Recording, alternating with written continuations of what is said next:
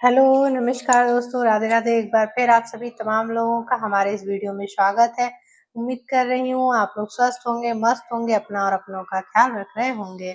आप सभी लोगों से मैं एक ही रिक्वेस्ट करती हूँ हर वीडियो में, जो लोग भी मेरी वीडियोस देखते हैं वो मेरे वीडियोस को लाइक करें और मेरे चैनल को सब्सक्राइब करें और मेरी वीडियो एंड तक पूरा देखें।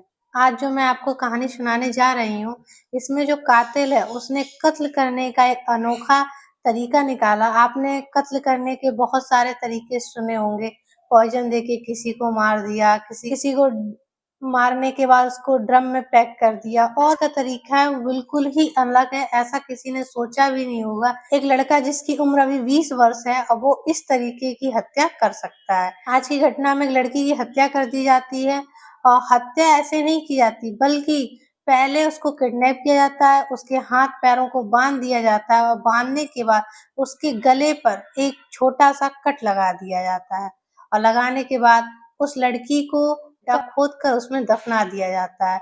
वो लड़की 22 से 24 घंटे तक जिंदगी मौत से लड़ती रहती है, उसमें घुटती रहती है और उसके बाद उसकी मौत हो जाती है। आइए हम लोग इस वीडियो के माध्यम से पूरी घटनाक्रम को समझते हैं। आज की घटना वैसे तो ऑस्ट्रेलिया की है, लेकिन ये घटना जिसके साथ घटित हुई है वो भारतीय मूल के थे। मतलब उनका जो घर था पहले भारत में था, वो भारत के पंजाब के रहने वाले थे, लेकिन वो ऑस्ट्रेलिया चले गए, वहाँ ही वो रहने लगे और उनके बच्चे भी वहीं रहने लगे और धीरे धीरे उन्होंने अपना जीवन वहीं स्टार्ट कर दिया। तो आज की जो घटना है, इस घटना में एक लड़की होती है जिसकी उम्र 21 वर्ष और उसका नाम जसमीर कौर होता है। वो ऑस्ट्रेलिया में नर्सिंग का कोर्स कर रही थी और साथ ही वो एक पार्ट टाइम जॉब भी करती थी। ऑस्ट्रेलिया में वो अपने चाचा चाची के साथ रहती थी।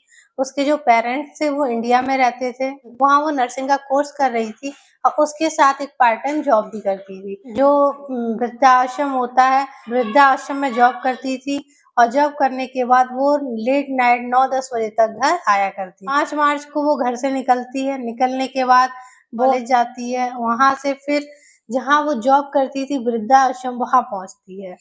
पहुंचने के बाद 5 मार्च से उसका पता नहीं चलता है।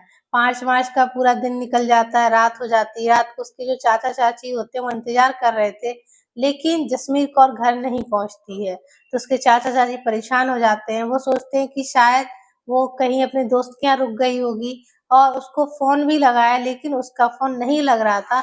तो उसके चाचा चाची सोचते हैं कि हो सकता है सुबह तक वापस आ जाए, लेकिन सुबह हो जाती है। उस जसमीर कौर का कुछ पता नहीं था। अब इसके चाचा चाची बहुत ज्यादा परेशान हो जाते हैं। वो पुलिस स्टेशन जाते हैं, अपनी भतीजी की गुमशुदगी की रिपोर्ट लिखाते हैं और पुलिस हरकत में आ जाती है। अब पुलिस छानबीन शुरू कर देती है। जहाँ उसका कॉलेज था वहां जाती है, उसके बाद जहाँ वो पार्ट टाइम जॉब करती थी वहां भी जाती है। तो वहां से पता चलता है कि वो तो यहाँ से टाइम पर निकल चुकी थी, और निकलने के बाद वो कहाँ गई ये पता नहीं चल पा रहा था।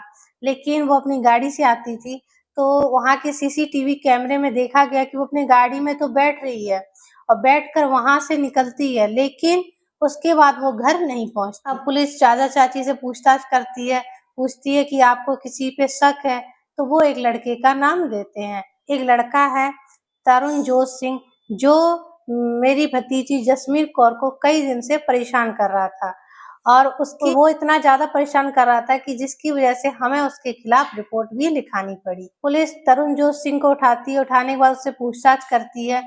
पहले वो मना कर देता है कि मुझे इस बारे में कुछ पता नहीं था, मैं नहीं जानता कि जसमीर कौर कहाँ है। लेकिन पुलिस के हाथ एक ऐसा सबूत लग जाता है, जिस सारे सबूत दिखाती है और उससे कड़ाई से पूछताछ करती है। वो अपना जुर्म कबूल नहीं करता है। वो कहता है कि हाँ, मैं उस दिन उसकी गाड़ी में था, लेकिन कौर ने सुसाइड कर लिया और उसकी लाश को मैंने एक गड्ढे में दफना दिया है।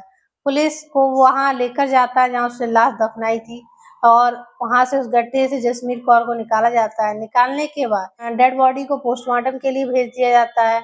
अब तरुण से फिर पूछताछ की जाती है, लेकिन वो बार बार वही बात कह रहा था कि मैंने जसमीर कौर को नहीं मारा है। अब पुलिस फिर सबूत की तलाश में लग जाती है। अब उसको वो एरिया तो पता चल गया था कि जिस एरिया में इसने उस लड़की को दफनाया था, उस एरिया के सारे सीसीटीवी फुटेज को खंगालती है।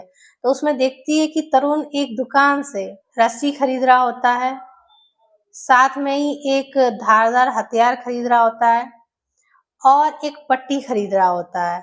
और जब पुलिस ये देखती है, देखने के बाद वो तरुण से कड़ाई से पूछताछ करती है, क्योंकि जो जसमीत कौर थी उसका हाथ और पैर रस्सी से बंधा हुआ था, उसके गले पे एक चाकू का कट था और आंखों पर पट्टी बंधी हुई थी। यही बता रहा था कि ये सारा सामान तरुण जोत सिंह ने ही खरीदा है, लेकिन वो लगातार इसको डिनाई कर रहा था कि मैंने उसकी हत्या नहीं की है।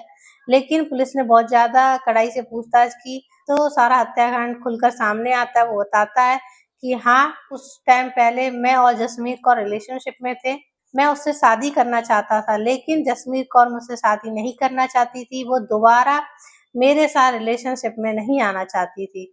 मैं उसके बिना नहीं रह पा रहा था, इस वजह से मैंने उसकी हत्या कर दी। वो बताता है कि मैंने वहाँ से उसका किडनैप किया। किडनैप करने के बाद उसके हाथ पैरों को बांधा और गले पे एक छोटा सा कट लगाकर उसको गड्ढे के अंदर दफना दिया और मैं वहां से चला गया।